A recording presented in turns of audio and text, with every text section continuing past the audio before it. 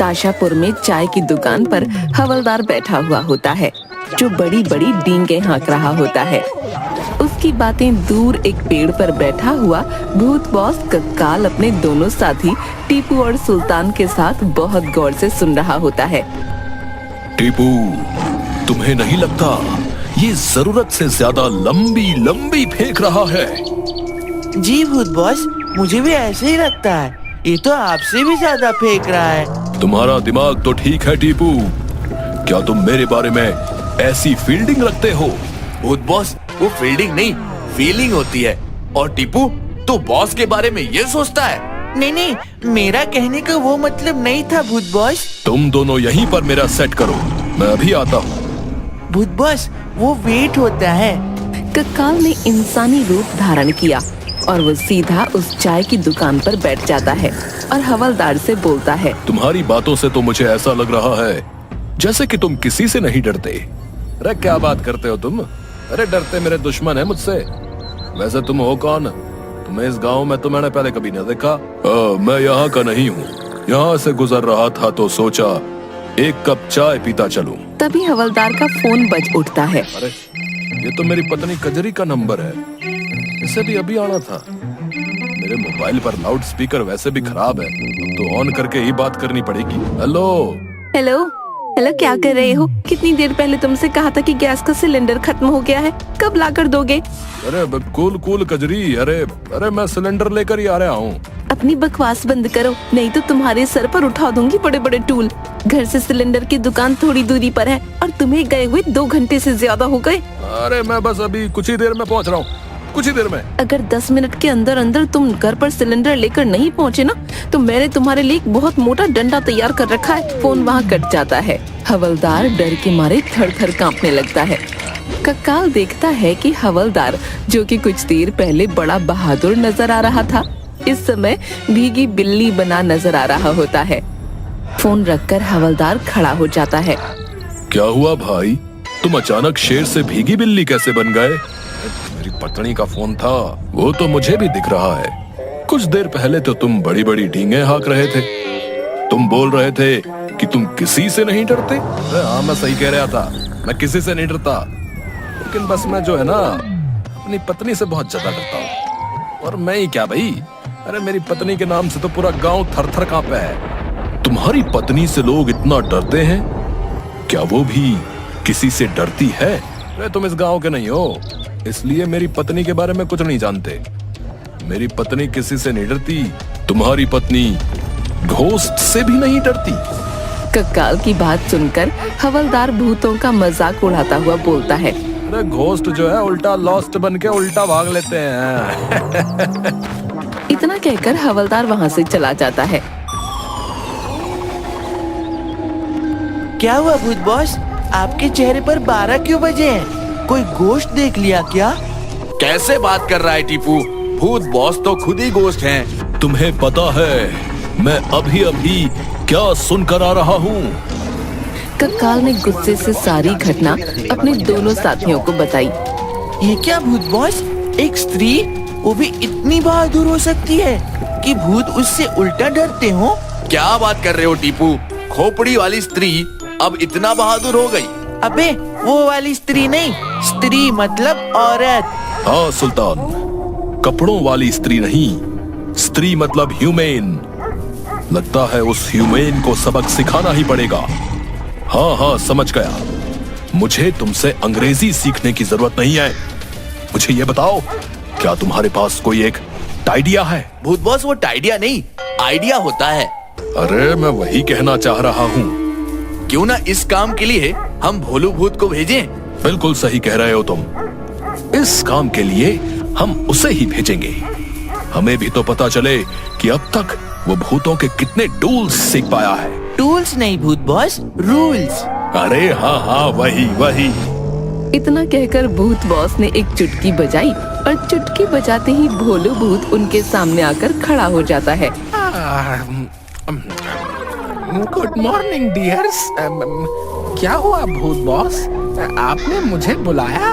तुम्हें गांव में जाना होगा और वहाँ पर हवलदार की पत्नी को डराना होगा। याद रखना, तुम्हें वो काम करना होगा कि वो औरत भूतों के नाम से भी थर थर कांपे। मैं ये काम नहीं कर सकता। दिस इज नॉट फूड भोलू। भूत बॉस, उसे फूड नहीं गुड कहते हैं सीधे। फर्स्ट टाइम टीपू ने सही बात बोली है। This is not good. अबे ओ देहाती अंग्रेज भूत, गुंड नहीं गुड। अगर तुमने ऐसा नहीं किया तो मैं तुम्हें फूड नहीं खाने दूंगा। जाइए जाइए, हैं? मुझे आपके खाने की कोई जरूरत भी नहीं है। वैसे भी मैं इंसानों का खाना खाता हूँ। तुम भाग नहीं सकते भोलू। अगर तुमने मेरा कहा नहीं माना तो मैं इंसानों का भी तुम्हें खाना नहीं खाने दूंगा। और वैसे भी हम भूतों की नाक का सवाल है, समझा करो। ओके ओके, इमोशन मुझे मजबूर कर देते हैं। खैर, करूँगा भूत बॉस, मैं ये काम जरूर करूँगा। भोलू को मजबूरन भूत बॉस की बात माननी पड़ती है। भोलू भूत वहाँ से उड़कर गांव हवलदार के घर की ओर चल देता है। इधर हवलदार अपनी पत्नी को आवाज लगा रहा होता है।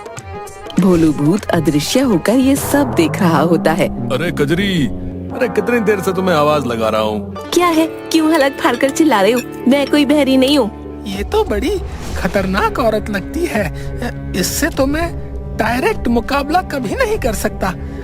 मुझे इससे मुकाबला करने के लिए कोई और ही ढलान सोचना होगा। भोलू भूत वहाँ से गायब हो जाता है।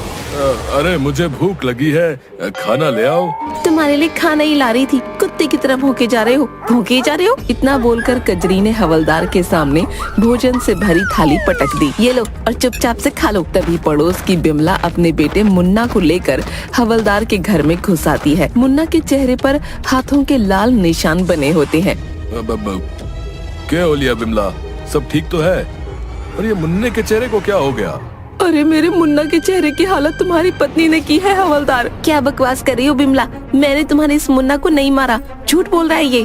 चाचा, कजरी झूठ बोल रही है। मैंने उनके दरवाजे पर कोई कुंडी नहीं खटखटाई।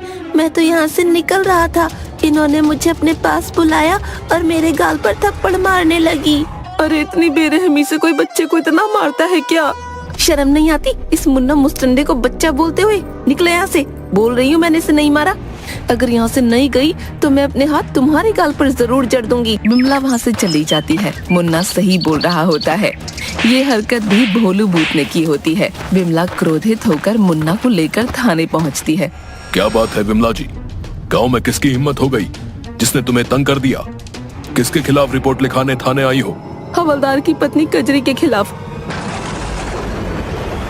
तुम्हें जरूर कोई गलतफहमी हुई होगी बिमला जी। बिमला मुंह लटकाकर अपने बेटे को लेकर घर चली जाती है। क्या बात है हवलदार भैया, क्या आज तुम्हारी पत्नी ने फिर से तुम्हें पीटा? अरे मैं अपनी पत्नी के खराब स्वभाव की वजह से तंग आ लिया टिंकू। मेरे पास तुम्हारी समस्या का हल है।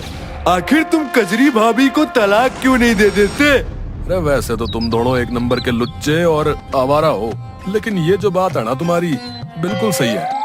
मेरे मन में भी यही विचार आता है। हवलदार इतना कहता ही है कि तभी कजरी की आवाज हवलदार के कानों में टकराती है। अच्छा, तो तुम्हारे मन में अब ऐसे विचार आने लगे हैं? अरे कजरी, अरे तुम यहाँ पर कब आ ली? अरे मैं, टिंकू और हटेला तो बस ऐसी ही बातें कर रहे थे। मैं तुम्हारा घर पर इंतजार कर रही हूँ और टिंकू और हटेला तुम दोनों से तो मैं सुबह बात करूंगी। तुम दोनों को गांव में सबके सामने अगर नहीं पीटा तो मेरा नाम कजरी नहीं। इतना कहकर कजरी वहाँ से चली जाती है। ये क्या हो लिया टिंकू और हटेला, आज तो मेरी शामत आ गई भाई। अरे तुम्हारी क्या शामत आएगी हवलदार भैया, शामत तो हम दोनों की आ गई है। कजरी भाभी ने हम दोनों को धमकी दी है पीटने की। अरे मैं घर नहीं जाऊंगा टिंकू और हटेला, अब मैं कभी घर नहीं जाऊंगा। मैं ये जो है गाँव ही छोड़ देता हूँ। हाँ बिल्कुल सही फैसला है तुम्हारा, बिल्कुल सही फैसला है हवलदार भैया। मैं और टिंकू अभी गांव से चले जाते हैं, 1 महीने बाद आएंगे। तब तक कजरी भाभी का गुस्सा भी ठंडा हो जाएगा। इस दृश्य को देखकर भोलू भूत बहुत भावुक हो जाता है। हवलदार की वाइफ तो वाकई बहुत ज्यादा डेंजर है। बेचारे ये दोनों नमूने गांव छोड़ने तक के लिए तैयार है। लगता है अब मुझे हवलदार की वाइफ से मेक टू मेक जॉगिंग करनी पड़ेगी।